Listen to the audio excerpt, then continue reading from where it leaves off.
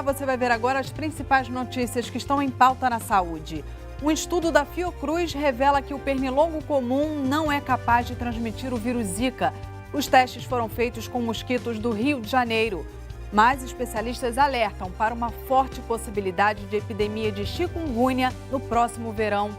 A Câmara dos Deputados aprova um projeto de lei que obriga o Ministério da Saúde a fornecer medicamentos para pacientes com doenças raras, mesmo que os remédios não constem na lista do SUS. Há doentes que estão aí em situações de penúria que, de fato, tem que ter essa atenção diferenciada no tratamento desses pacientes.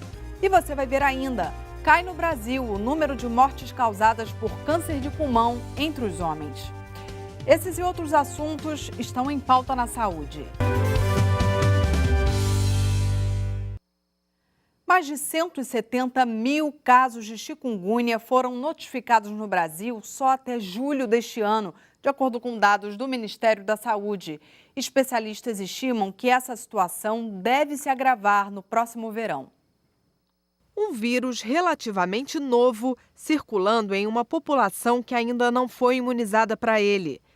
No Brasil, os primeiros casos de transmissão do vírus chikungunya foram identificados em setembro de 2014, mas esses casos estão aumentando e os especialistas defendem que há uma forte possibilidade do país enfrentar uma grande epidemia de chikungunya no verão de 2017. Nós esperamos uma epidemia no próximo verão pelas características do vírus, que costuma ser muito agressivo com populações que nunca foram expostas a ele. Então nós podemos ter muita gente doente e isso poderá pressionar fortemente todo o sistema de saúde, público e privado. O problema é que nem sempre a rede de saúde está preparada para atender a uma demanda tão alta de pacientes. No caso da chikungunya, o principal desafio tem sido o diagnóstico laboratorial. Muitas vezes, os profissionais prescrevem o tratamento sem ter tido acesso ao resultado dos exames dos pacientes, que raramente sai a tempo. Um dos maiores problemas, quando nós precisamos propor um plano terapêutico a alguém, é discutir os benefícios potenciais e os riscos que podem ocorrer. Para poder fazer isso, a gente precisa ter um diagnóstico laboratorial. A nossa rede de laboratórios, a nossa resposta laboratorial está muito fraca. A gente não tem isso. Então, não só é preciso propor um plano terapêutico incerto, como isso é proposto em cima de uma incerteza laboratorial. Apesar disso, esse reumatologista da Fiocruz ressalta que a chikungunya é uma doença que tem tratamento. Na fase crônica, os anti-inflamatórios ajudam a amenizar os sintomas causados pela artrite.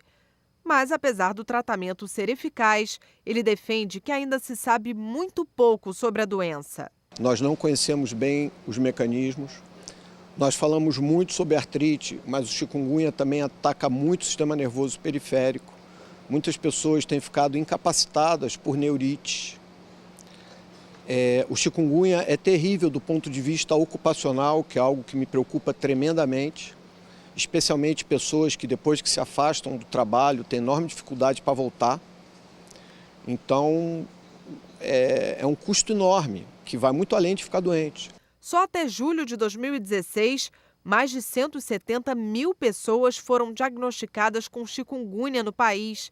E para quem desenvolve a fase crônica da doença, além dos sintomas articulares, a depressão tem sido outro desafio comum aos pacientes. Isso também acontece muito, né? Muitas pessoas com chikungunya ficam deprimidas, se afastam do trabalho, passam a ter depressão em casa, com a família. Então, um dos muitos aspectos complicados do chikungunya é o ponto de vista psicológico dos pacientes.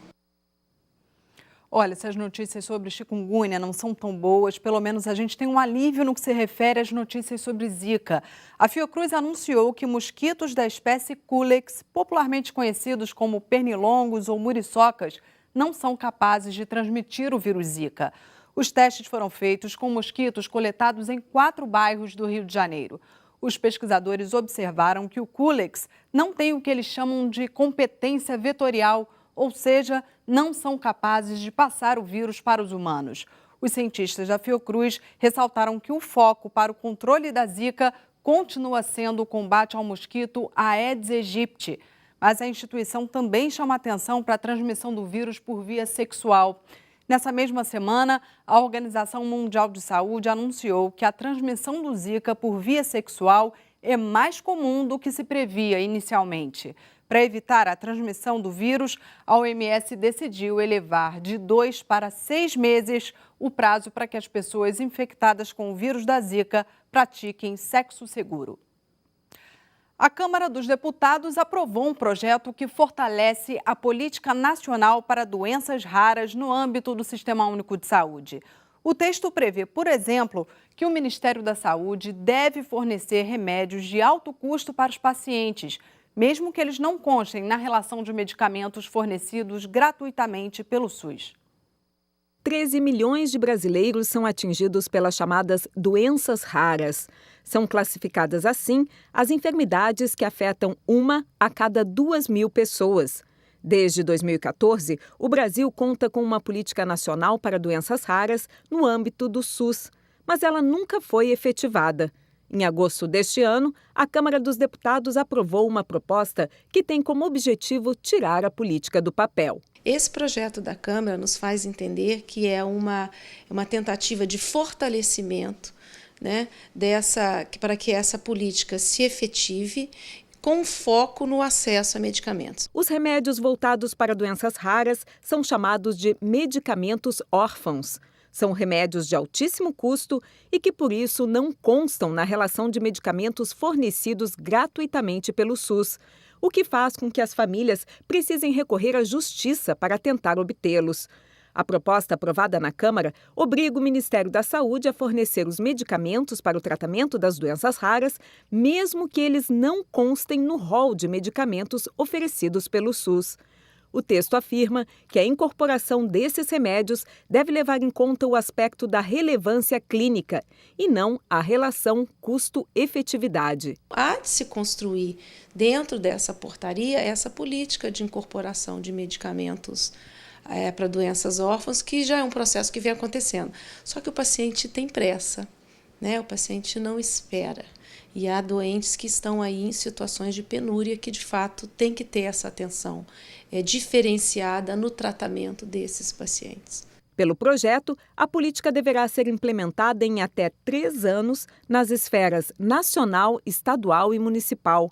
A proposta diz que cada estado deverá estruturar pelo menos um centro de referência, onde poderá ser realizado o acompanhamento especializado multidisciplinar. Mas, além da atenção especializada, a atenção primária também terá papel fundamental no cuidado dos pacientes com doenças raras, principalmente no que se refere ao diagnóstico. A importância de você colocar na atenção básica é para que elas possam ser diagnosticadas precocemente, né, com baixo custo, com treinamento efetivo e sejam encaminhadas a serviços de atenção e serviços de referência para o devido tratamento multidisciplinar e provisão de diversos cuidados em redes, que eu acho que é o grande desafio da Portaria 199, em redes que já transversais às redes, aos serviços que já existem. Os homens brasileiros estão morrendo menos por câncer de pulmão. Foi o que concluiu um estudo inédito conduzido pelo INCA, o Instituto Nacional do Câncer. É o tabagismo o principal fator de risco para os casos de câncer de pulmão. Entre os homens, por exemplo, o uso do tabaco é a causa para 80% dos diagnósticos desse tumor. A boa notícia é que um estudo inédito realizado pelo INCA revelou que a mortalidade por câncer de pulmão entre pessoas do sexo masculino diminuiu no país. Passou de 18,5 por 100 mil habitantes em 2005 para 16,3 por 100 mil habitantes em 2014. A redução ela é reflexo da diminuição do principal fator de risco relacionado ao câncer de pulmão, que é o uso do tabaco. Então, na medida em que a gente tem uma queda muito importante no país de pessoas que estão fazendo uso dessa substância, a gente tem, ao longo do tempo, a queda nas doenças e nas mortes relacionadas com o uso dessa substância. Não foi só entre os homens que o tabagismo diminuiu. As mulheres também estão fumando menos. um resultado direto de ações como o aumento da taxação de produtos com tabaco, a coibição da propaganda desses produtos, além da aprovação da Lei de Ambientes Livres, que proíbe o uso do tabaco em espaços fechados. A diferença é que, entre elas, a mortalidade por câncer de pulmão ainda não diminuiu.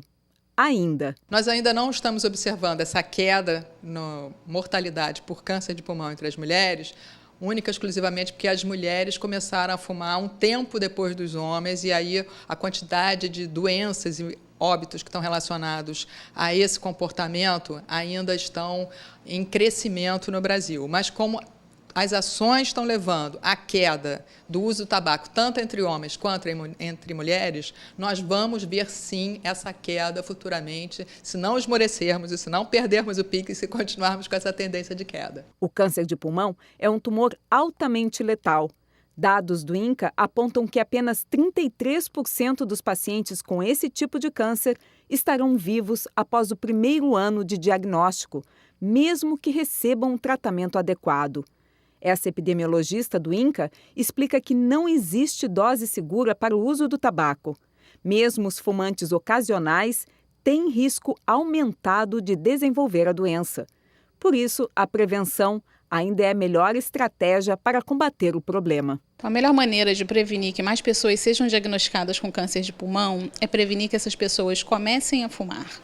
Então, a gente deve prevenir que eles iniciem o tabagismo e aqueles que estão fumando, que eles parem de fumar. Porque uma vez doente por câncer de pulmão, a probabilidade de que essa pessoa esteja viva daqui a 5 anos é muito pequena. Nesse conjunto de ações, a ação mais custo-efetiva que existe é evitar que um jovem comece a fumar.